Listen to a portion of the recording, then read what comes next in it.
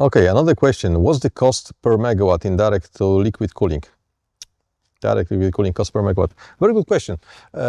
Well, it's combination of both pipe structure, obviously the heat rejection side, coolant distribution units, the technology cooling system, facility water system, cold water system, reader heat exchangers, all that. But let's start from, let's say, I guess the most important element and most pricey element, which are coolant distribution units. And I will be very open with you. I guess it's safe to say that if you're choosing incorrect topology or outdated legacy topology, then you are paying more. Outdated CDUs, you're paying more. If you're choosing new type of CDUs and new topology, you are paying less. Simple as that. So you will see lots of those reference designs, right? From those major hyperscalers, so you'll see like 100 something reference design, another one will have 300 something reference design. They may have, hundreds of those, but they usually doesn't make any sense, commercially for you, because the origin of those are outdated CDU models, which they will try to squeeze in your data hall. So you have basically, usually in those topologies, you have basically rack group, 2 rack rows, and you have, CDUs line up at the end of the rack row or end of the rack group, 2 of them or more, and thus you're creating the small groups. Like every single rack group has their own CDUs. That's basically how it's done. So does it make any sense? No, because that basically gets you into, let's say, high margin, and high cost topology. That's basically what it is. So what we recommend is something different. And I will use the example, which is public. It's one of the data halls, which was presented at OCP work group. So I'm just, using that as an example. And you can see that it's CDUs line up at the end of the rack group. That's kind of generic one. They can be on one side, on 2 sides with the redundancy or not. But if you have n+1 redundancy on the CDU level, well, that's how you need to run.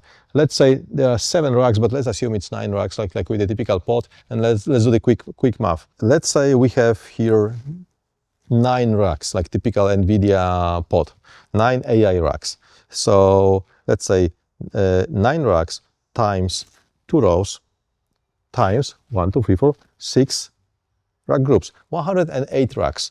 And since you have 6 rack groups, every single rack group is supported by 2 CDUs, right, for the redundancy on one side, and 2 CDUs on the other side, also for the redundancy. So that's basically how we play. We have 6 times 4 CDUs, 24 CDUs, right? And the cost of the standard CDU, rack row, in rack CDU, it's on the level of 140K. So you have per data hall, you have 24 CDUs times 140, I guess it's right number, 3,360,000 USD. Well, it's a lot, I guess, right? And you need to wait for the CDUs. And if you are, having 8 such data halls to build in the same moment, like as everyone else, well, you need to source immediately almost 200 of those CDUs. Doesn't make too much sense. And if you choose such topology, which is outdated one, so individual loops per every single row or group, well, that gets you into the high cost. Now, let's think about the different topology, right? Because topology defines the cost of the cooling system. So as you can see, I was drawing here very nicely, very professionally, as you can see, those that extended TCS topology, so looped secondary fluid network. And those blue boxes are the CDUs, different kind of CDUs, skid-based, or let's say frame-based, or facility size, as we call them, facility coolant distribution units. And if we have all those racks, we are calculating approximately 108 racks times, let's say all those racks are computer racks. So I will count 115 kilowatts per one single NVL72 rack. So I'm on the level of 12.5 megawatt.